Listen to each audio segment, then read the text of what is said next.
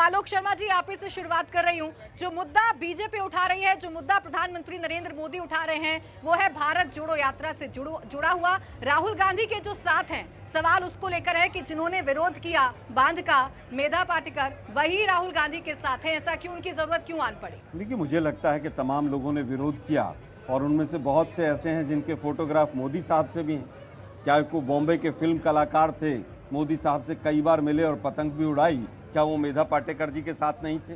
पहला उत्तर। दूसरा उत्तर, ये भारत जोड़ो यात्रा है, ये चुनाव जीतो यात्रा नहीं।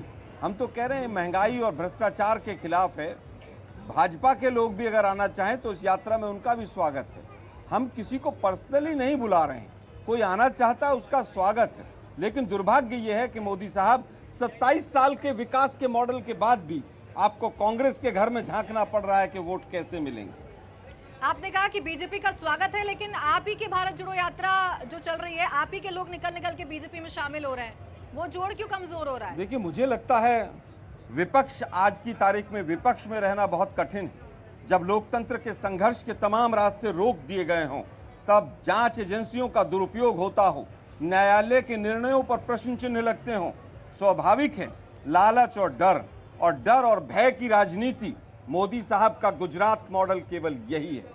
किरीट जी, इस बात का जवाब दीजिए कि आप भय की राजनीति करते हैं और 27 साल की उपलब्धि नहीं है, इसलिए आप वो फोटो, वो साथ, इन सब का जिक्र कर रहे हैं। मैं एक बात का जिक्र करना चाहता हूं कि आज हम आजादी का 75वां साल हम मना रहे हैं और इतने सारे सालों में अगर किसी भी राजनेता ने विकास का मुद्दे को पहचाने थे तो वो नरेंद्र मोदी जी थे और उन्होंने सबका साथ और सबका विकास का मुद्दा को लेकर अपनी राजनीति चलाई है। ये लोग कहते हैं कि मेघा पाटकर, ये जो सामने वाले साबरमती नदी है उसमें जो पानी है वो मां नर्मदा का पानी है और नर्मदा का डैम बनाने के लिए पंडित नेहरू ने, उन्होंने कई साल पहले उनका जो शिलान्यास किया था, काम आगे बढ़ता नहीं था क्योंकि गुजरात के कुछ जो है उनके बारे में गुजरात को अन्याय के लिए ये लोग कर रहे थे। नरेंद्र मोदी जी के आने के बाद और ये हुआ, इसमें अगर सबसे बड़ी अगर किसी ने जो उसका अपोज किया था, विरोध किया था, तो मेघा पाटकर जी ने किया था। और ऐसे लोगों को लेकर आप भारत जोड़ो जो यात्रा करते हैं, जो गुजरात को तोड़ने का काम कर रहे थे, ऐसे लोगों को आप लेके जाते हो। मैं समझता हूं कि वो अपनी यात्रा कर सकते हैं, मगर हमारे मित्र कहते हैं कि ये कोई चुनावी यात्रा नहीं है। मैं समझता हूं कि अगर कोई भी राजकीय दल अगर सड़क पर उतरता है, अगर जमीन पर उतरता है, उनका अंतिम गोल चुनाव और वोट होता है।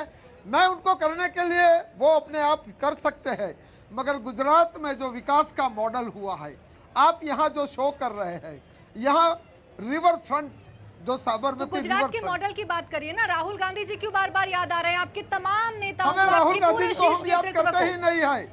हमारे यहाँ 27 साल से ज्यादा समय से गुजरात में गुजरात की प्रजा ने भारतीय जनता पार्टी को सतत आशीर्वाद दिया है, चाहे वो 2002 का चुनाव हो, चाहे 2007 का चुनाव हो, 2012-17 का चुनाव हो और इस बार 2022 का चुनाव।